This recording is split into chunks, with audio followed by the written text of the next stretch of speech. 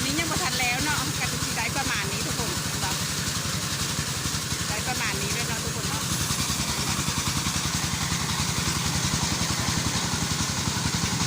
อันนี้คือการปั้นเขาของหวานแม่องค์เนาะ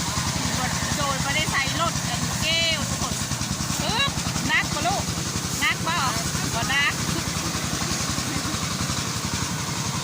มีแต่มูเนาะมูเนาะทุกคนเนาะเป็นประมาณนี้นะทุกคนของเขาเลย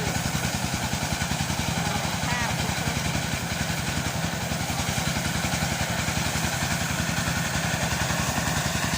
มาหนามาผ้าเนาะ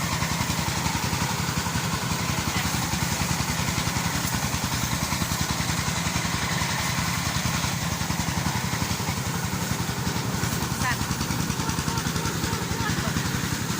ก็คว้างคนไปบอกที่ออกมาเป็นแบบนี้บอก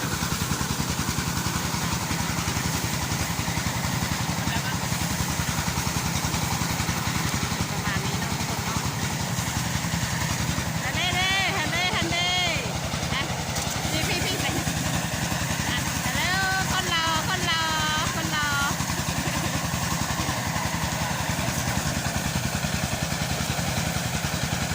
เขาเห็นปะ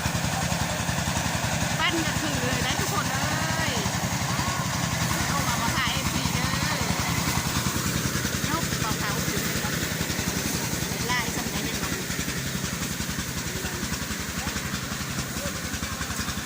ยังบ่ทันเสร็จได้ยังบ่ทันแล้วได้อันนี้ทุกคนเห็นปะ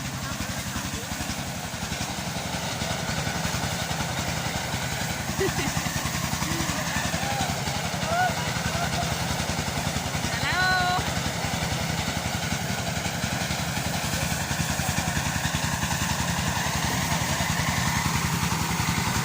มา